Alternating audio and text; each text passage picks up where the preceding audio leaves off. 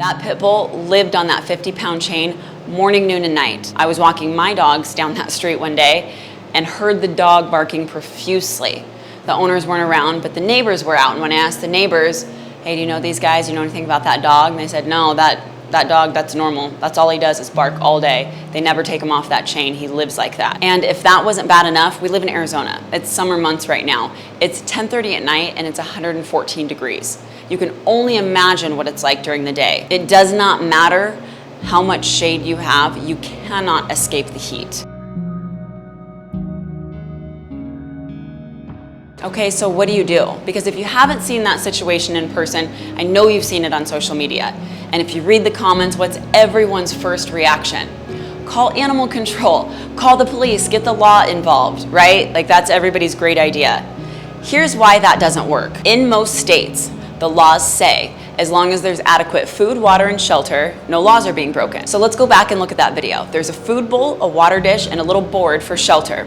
Now, yes, it's 115, 117 during the day, so no shade will actually help you escape the heat. And yes, he's only got a few feet on that chain, so he gets no physical exercise, and he's probably mentally deteriorating. However, this is considered acceptable. I want to make a quick disclaimer. There are some situations where you absolutely must get the law involved. Those situations are when you can visibly see someone physically abusing, torturing, mutilating, killing the animal. When someone's putting that animal purposely in complete dire agony and stress, you've got to get the law involved and you've got to get it on film. Okay, so if we're not getting animal control involved, we've got two options.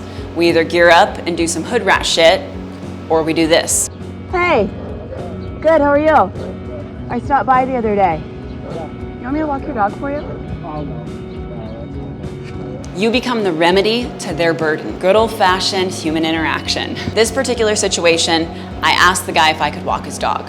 But this is really important. Here's what I didn't do. I didn't ask him if I could walk the dog because I felt like he couldn't handle the dog, or I felt like he was neglecting it, or the dog was suffering. I asked him if I could walk the dog because I love pit bulls. I made it about me. I made this about if they allowed me to do this, they would be doing me a favor, not me trying to fix their problem, even though that's what I was doing. No one wants their ego stomped on like that. You don't have to say you're a dog walker, you can say anything. The most important part is to stay enthusiastic and excited about the dog.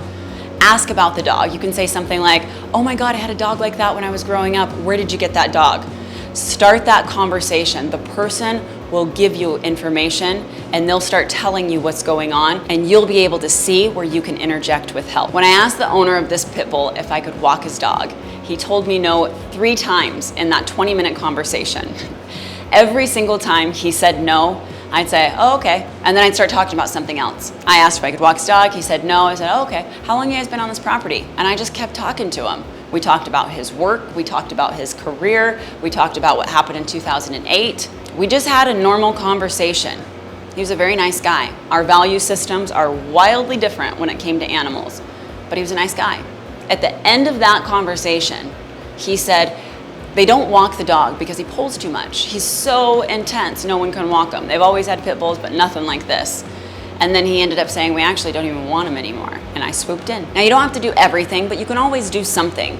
You can always do more than turning your head the other way. You can have a conversation. And if you're struggling with Leash Foundation, or that's not something that you're really comfortable doing, I'm launching a Leash course the end of this month, August 20th. It's 5 days, $20. If you want first access to that, drop your email below, and I'll show you how to take your dog from this to this.